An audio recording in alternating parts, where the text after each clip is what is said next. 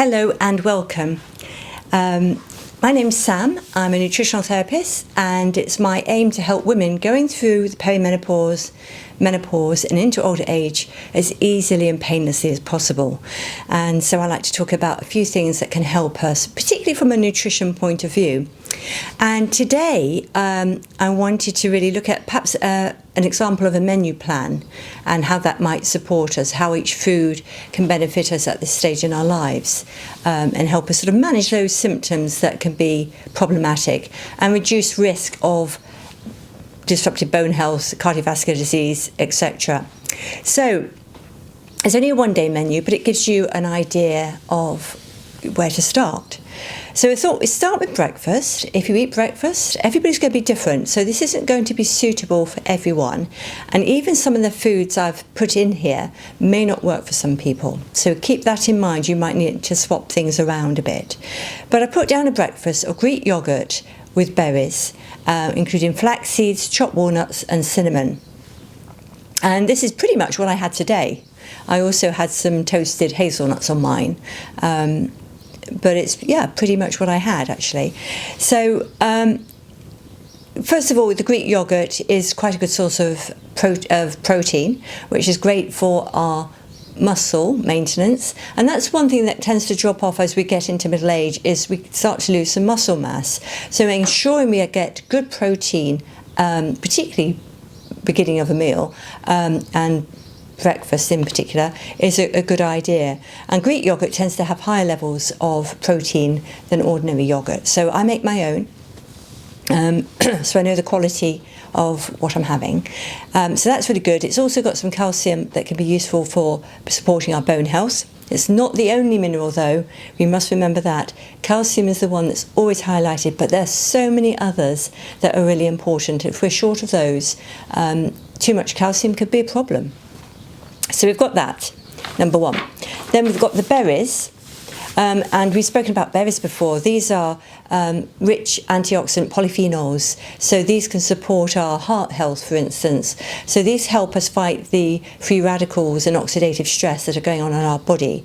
So it's very much protective and also supportive of the immune system, and all over the body. So we've got the vitamin C, also important for heart health, for bone health, basically tissues of the body, so skin and muscles, important there. And they are really, they're lower in sugar than some other fruits, and you've also got the fibre that comes into that as well, which is great for supporting the gut health and keeping that gut motility going as well, as one part of that. The flax seeds, these are a good phytoestrogen, so we spoke about these fairly recently. They have a very mild estrogenic effect on the body, so if you're low in estrogen, you can get a mild effect from foods like tofu, tempeh, flax seeds, and that can help us with some of these symptoms like hot flashes and poor sleep and all sorts. So it can be very beneficial there, adding in a little bit of extra estrogen should we need it. Could be good for our mental health as well, our mood. Also, they're rich in omega-3, which I haven't spoken about much for a long time, I think. And omega-3 is really important for its anti-inflammatory potential. It's useful when it comes to heart health, brain health, skin, tissue. Really important. I found my skin improved enormously when I improved my fat intake. So yes, that can help as well with some of the menopausal symptoms that we experience. And then we've got walnuts, and again another healthy fat, some omega-3 in there as well. Good fibre, good brain food. Nuts and seeds generally offer us something, but they don't suit everybody. Some people can't really digest them very well, or they irritate the gut. So you may want to be careful with the nuts and seeds if that sounds like you. Then cinnamon, the spices we've spoken about recently. Cinnamon's great for helping us manage our blood sugar balance, and that's good from a a metabolic stance, from a weight management stance, from a cardiovascular stance, from energy levels. That can be really beneficial to help us just manage our blood sugar. Now, I like to follow this either with a coffee, which again, depending on the coffee, could be a rich polyphenol drink, or green tea, which is also lovely. I've got green tea in front of me today. And also green tea has had a lot of research into it and has these anti-cancer benefits as well. It helps us fight the potential of cancers. I also wrote down a soy milk latte because that cropped up when I was doing my reading. Again, soy milk, I would say, it's organic. It's worth trying, but it's not my favourite food, soy milk. But soy milk, organic soy milk latte might be nice because, again, you've got those phytoestrogens in there, which can help with the hot flashes, depending on where you are in the world. So that's a very simple breakfast. It's easy to do. It's portable as well. I used to take this into the office when I went into an office. So it's an easy one. You could have eggs instead with maybe some avocado on a sourdough toast, if that suits you. Then you're getting the protein there as well, and the fibre and the essential fats and all sorts, which is what we're looking for. Then lunch could be a piece of salmon and quinoa salad. So again, quinoa isn't for everybody, so we'll come to that in a moment. So if we start off with having the salad, it could be mixed leafy greens, really important. You could add things like peppers, tomatoes, cucumber, and have a dressing of extra virgin olive oil and lemon juice. So that's really supportive with the essential fats and the vitamin C. And fats can help us absorb some of the nutrients, particularly vitamins A, D, E and K. We need to have fat to enable us to absorb those nutrients. So fats can be very beneficial, not just from the anti-inflammatory potential if they have that, but also from an absorption potential. So salmon is a lovely protein. It's also rich in omega-3 fatty acids. So this would be great for supporting our heart health. And if you remember a few weeks ago, we spoke about how that is the largest risk factor for women from a death perspective, post-menopause. The rate of risk goes up enormously, and it's the leading cause of post-menopausal death in women, which we don't often let's say realise that is the case. So salmon could be great here to support our heart and our mood, and also, of course, don't forget the muscle maintenance. To maintain good muscle, we need that protein for that as well. Now quinoa, yes, it's a protein, can be very beneficial. It's got fibre in it, and it's got magnesium, and it's got quite a few nice minerals in there, but it's not necessarily suitable for all people. It can raise blood sugar in some people because there is carbohydrate in there. So if you wear a continuous glucose monitor, see whether you spike with rice, with quinoa, and then you can adjust your diet accordingly. You might find a little bit of cooked sweet potato might be a better option for you. So think about whether it's right for you, particularly if you get sleepy after eating something like quinoa or rice, then that may be an indication that it's not the right one for you. So just keep that in mind. Everybody's different. Leafy greens. Leafy greens are fabulous all round health, whatever age you are, really lovely, and rich in vitamins and minerals. So we've got calcium, magnesium and vitamin K, important for bone health, and folate as well. So as I mentioned, we need a little bit of fat, which we get from the fish. We can absorb the vitamin K more easily, and vitamin K helps us deposit the calcium in our bones for those strong bones, basically. So that's leafy greens, and it can be a mixture. It doesn't have to just be a boring lettuce. Add all sorts of things. Put in some herbs. You'll get benefits from herbs, and they really make a salad taste beautiful. The olive oil, there's been a lot of research into olive oil over the last few years, and it has been shown to be very supportive of good heart health. So that's worth keeping that in your diet. And also there's benefits with bringing down some inflammation from that as well. So if you've got sore joints, that might be beneficial, as is the fish. Those anti-inflammatory compounds, the fruits and vegetables can help there as well. So bringing down that inflammation. So that could be quite simple. You could poach salmon the day before, take that as a working lunch rather than have it fresh, but you could have it fresh. It's basically, or even swap it out for tinned sardines. There's always a place for something, and particularly we look for improvement rather than perfection. And the reality is, if you're a working woman and you don't have the facility to go home and cook your own lunch at lunchtime, you may need to take it with you, in which case I think there's downsides to tinned food, but it's doing what you can with what you've got, and I think it's an option, basically, to get those healthy fats into you. Check out what's in the tin, though, because that might be important as well. If you can get them in jars, all to the good.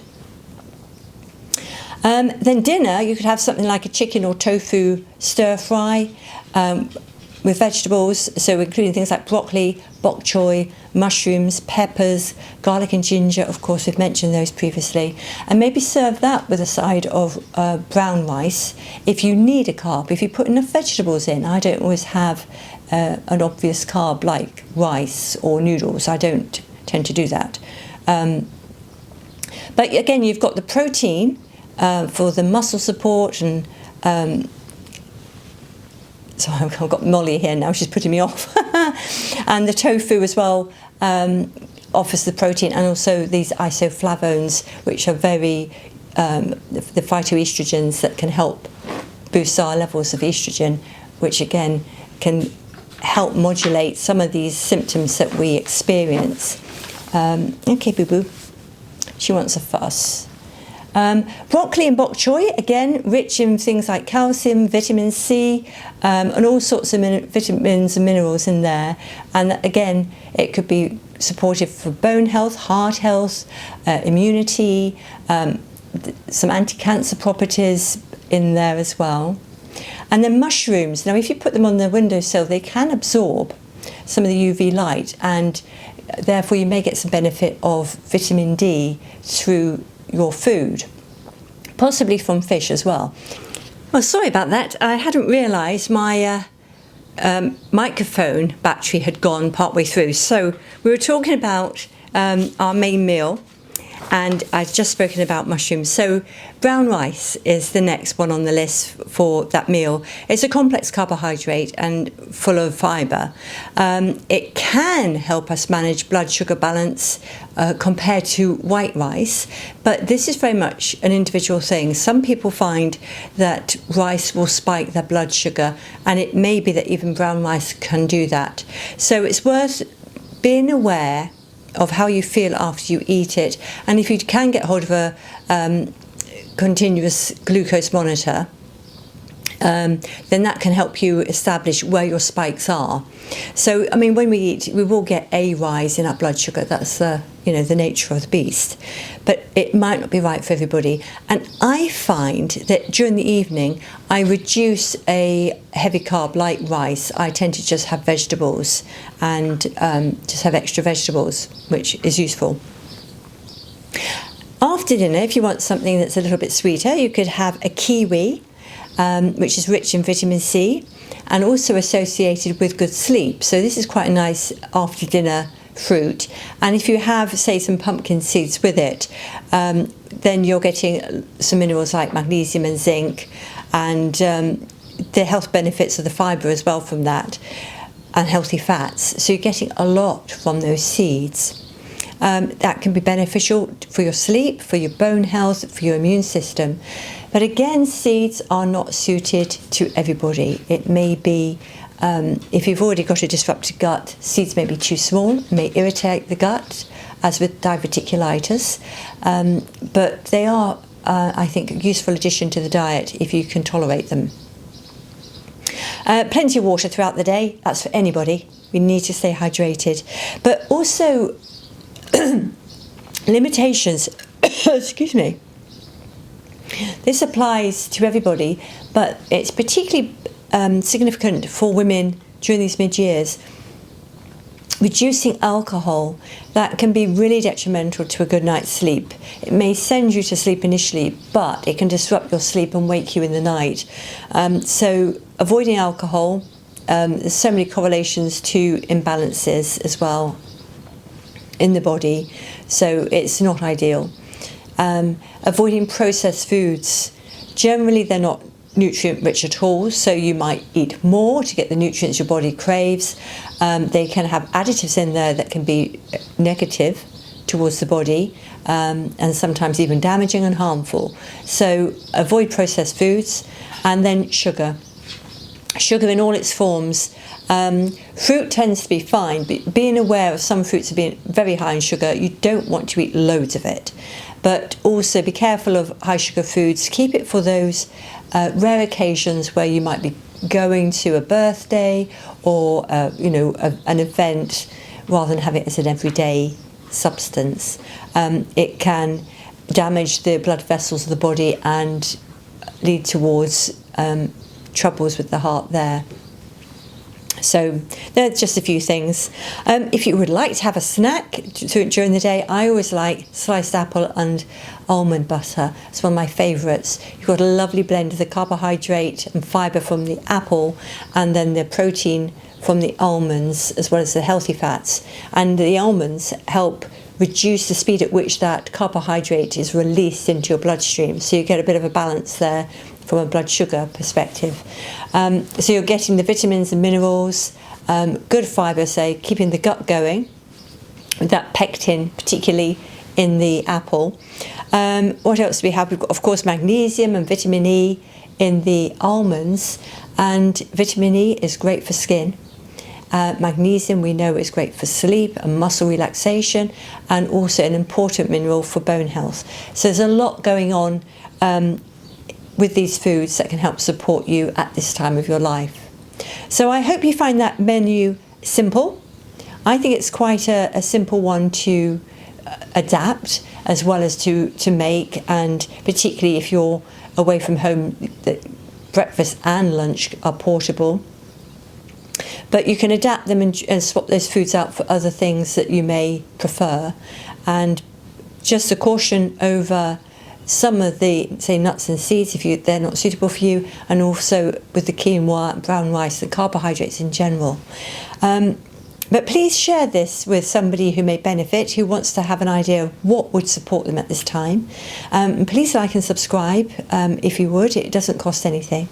And let me know if you eat these foods already, or if you try this as a basis, and let me know how you get on. I'd love to know. I'd like the feedback. Anyway, sorry about the interruption with the recording issue, but thank you very much for joining me today, and I look forward to seeing you again soon. Bye-bye.